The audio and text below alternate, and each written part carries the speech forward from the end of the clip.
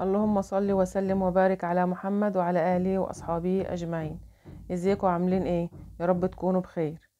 النهاردة بقى جايلكوا ايه روتين قوي كده، بس مش في الشقة عندي.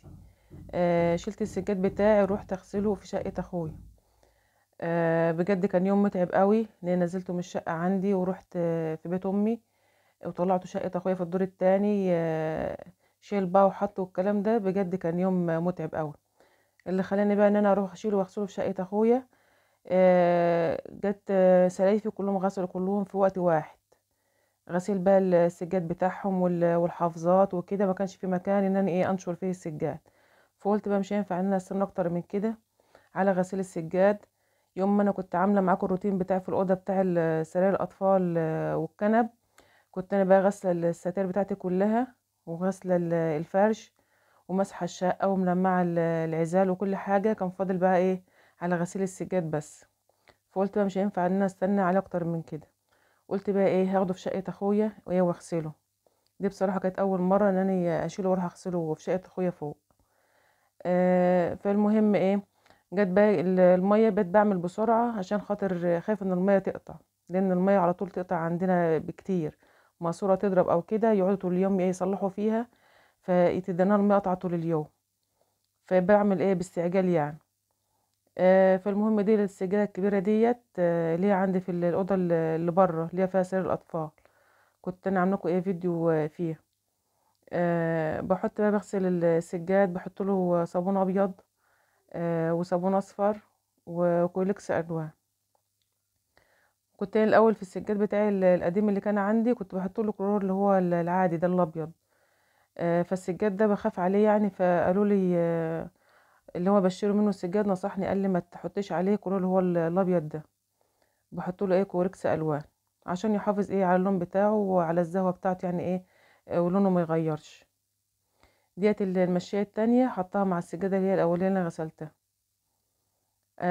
انا بصور يعني على طول، يعني بجيب مثلا جزء من السجاده كده وانا بغسلها بوقف وبغسلها على طول، عشان ايه على قد ما بقدر بحاول ان انا ما اعملكوش فيديوهات المده بتاعتها تكون طويله. فاهميني يعني ايه، خفافي خفافي كده عشان ايه ما تملوش من الفيديوهات بتاعتي وتعجبكم باذن الله. يا ريت بقى لو انت اول مره بتشوفيني ومش مشتركه في القناه تنوريني باشتراكك، وتدوسي على زر الجرس، وتختاري الكل وتعملي لايك للفيديو. وربنا يكبر بخاطركم يا رب، زي ما انتوا بتفرحوني تكبروا بخاطري، امين يا رب العالمين. ديت بقى المشاية بتاع اوضه النوم اللي عملتهم في الاول، دول اللي هي في الاوضه اللي بره. ديت المشاية ديت اتنين بتاع اوضه النوم.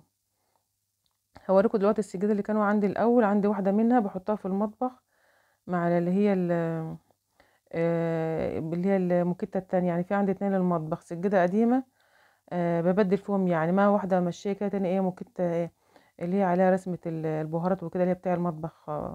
بغير فيهم يعني، ما اجي اغسل المطبخ او كده بغسل واحدة والتانية يكون يروح فرشها نضيف بغير فيهم. دي جاي السجاد ده يعني جايباه جديد، مش بتاع جوازي.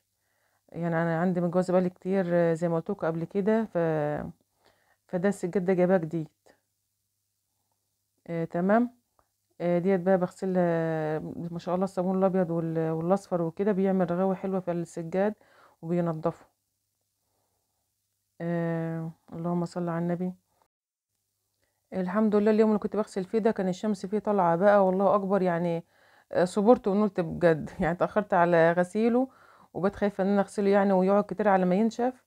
الشمس كانت طالعة حلوة قوي في اليوم ده، قعد اليومين دول نشراء نشف، ما عادش كتير يعني. ديت المشاية التانية بتاع اوضه النوم زي ما قلت لكم، ودي طويلة شوية عندك. ده السجاد جايباه من حوالي بقاله يجي 3 سنين عندي. كنت جايباه من المرشدي من اللي هو في اكتوبر، في 6 اكتوبر. كنت مع جوزي يعني كده وهناك، وكنت واخدة المقاس فكان نازل عليه عروض فجبته. فمش فاكرة يعني سعره بالظبط، هو كان بحوالي المتر كان عامل 200 جنيه. بس خامته حلوة اوي بجد، تقيل ونوع حلو اوي. مش خسارة في الفلوس يعني. فانا قلت اجيب حاجة يعني يكون ايه خامتها حلوة تستحمل بقى الغسيل والهرس وكده. ومهما اقعد اغسل مثلا فيه ولا كده ايه يعيش معايا يعني ما يدوبش بسرعة. بتاع جوازي بقى طبعا انهار خالص واتقطع. فده كان اول سجاد يعني اجيبه بعد جوازي. اللي انا غسلته في الاول ده بتاع اوضه اللي بره اللي هي فيها للسراير، جايبهم في العيد الكبير اللي فات، وده جابها قبل منه بفتره. يعني ما كنتش جايبه السجاد الجديد كله مره واحده، لا، كان كل فتره كده بجيب، يعني ما جبتوش يعني مره واحده. فده حلو قوي بصراحه يعني، وبغسله على طول وخامته حلو.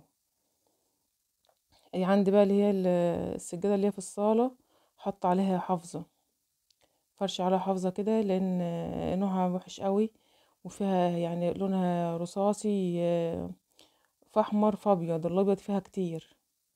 محطوطه في الصاله بقى في اول الشقه على طول، بتتبهدل، ونوعها اصلا مش حلو، نوع كهرمان بجد، نوع وحش قوي، خشنه كده وما بتنضفش بسهوله. فانا بغسلها واروح فرش على الحافظه على طول. والحافظه بقى اما بغسلها بفردها واغسلها بالفرشه عاد زي السجاد كده، يا اما بحطها في الغساله.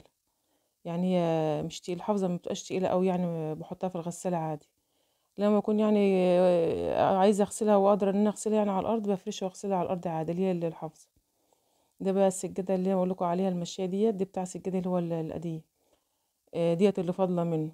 كل اللي بالي كان عندي بقى زي ما قلت لكم اتقطع وتنسر كده وشيلته خالص.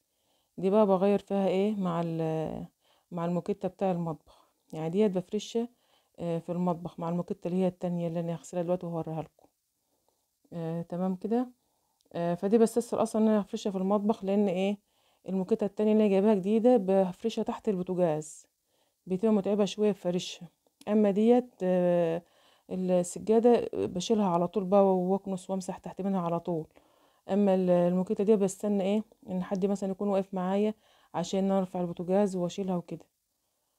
بس شكلها حلو قوي ديت في المطبخ، ماشية مع لون المطبخ والسيراميك بتاعه. وكل طبعا متابعيني عارفين ان انا عندي السيراميك بتاع المطبخ، يعني عندي المطبخ والحمام بس هم اللي معمولين سيراميك، الحيطان والارضيه.